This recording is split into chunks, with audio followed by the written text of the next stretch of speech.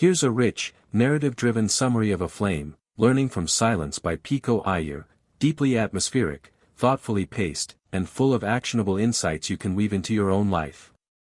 Iyer begins by casting us into the chaos of a wildfire, he and his mother forced to flee, their home reduced to ash. That primal experience of loss becomes the first spark of his journey. It wasn't just the tragedy of watching possessions disappear, but the surprising clarity that followed. Of all those accumulated items, he needed almost none. He realized, painfully and beautifully, that what we cling to often weighs us down rather than defines us.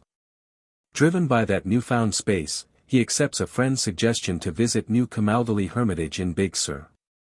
There he finds 1,000 acres of live oaks and redwoods perched above the ocean, and a stark, living simplicity that contrasts sharply with his former life of bustle. It's here that silence becomes a tangible presence. More than lack of noise, it is a living field in which the racing mind can settle. In the Hermitage's austere rooms, no phone, no car, a simple bed and desk, Iyer discovers the discipline of presence. He shows us that contemplation doesn't mean retreating into nothingness, it is the process of shedding the clutter of the mind so the world can come into sharper, richer focus. Over decades of retreat, the book spans more than 100 visits, he builds a practice of stillness.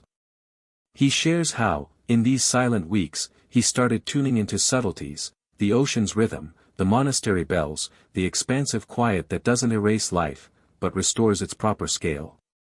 Iyer brings his readers into conversations with the monks, especially Cyprian, the burning-eyed musician prior, and with fellow seekers.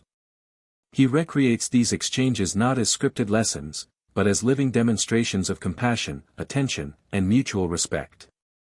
In silence, they speak louder than words ever could. One of his more poignant realizations is that solitude, even as an only child, does not mean isolation. On the contrary, he finds that in silence he deepens connections with the people he loves. They live more vividly in his heart than they ever did in conversation or text messages. He also explores the paradox of vulnerability, even in a sanctuary, the wildfires rage nearby. The monks live under a canopy of danger, yet carry on. This teaches him, and us, that accepting impermanence and risk is essential if we are to fully inhabit each moment. Iyer shifts between the monastery and surprising moments in everyday life, waiting in an airport, listening to Bach at dusk in his Japan home. He shows how the lessons of stillness follow him into ordinary situations, guiding him to choose quieter corners of hectic spaces. As a writer, he confesses, silence taught him how words can be shields or swords. He now trusts more the spaces between thoughts, the quiet depths where meaning lives. This awareness changed how he writes, and how he listens. He places his personal transformation within a wider tradition, drawing on Meister Eckhart, Thomas Merton, Camus, and Zen wisdom. These voices echo through his reflections, inviting us to see silence as a map rather than a void. Iyer's style is fragmentary yet luminous, it doesn't force you through a chronological path. Instead, his essays alight on small scenes, koan-like reflections, and moments of clarity, weaving them into an organic mosaic. But it's not all sweetness. He recounts the sting of loss, the death of his mother, the harsh news of his daughter's cancer. Yet each time, the lessons of stillness cushion the blow.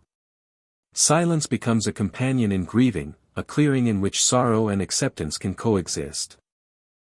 Ultimately, he reframes silence as a furnace, if you let it, it can set you aflame. The internal fire kindled by reflection, presence, and compassion becomes a living energy that doesn't burn you, but enlightens you. Aflame's final gift is its insistence that silence is not an escape, it's a gateway to more vibrant engagement. When you return to the world, you carry fewer burdens, deeper attention, and a quieter heart that can hear both music and suffering. Iyer ends not with a polished mantra, but with openings, inviting us to test a quieter morning, a daily pause, or retreat in microcosm. He reminds us that every corner of our life can hold a flame if we learn to pause, breathe, and see afresh. Actionable takeaway: begin with one silent pause each day, a tea without phone, a 10-minute walk with nothing but your breath. Let it become a small tending of your inner hearth.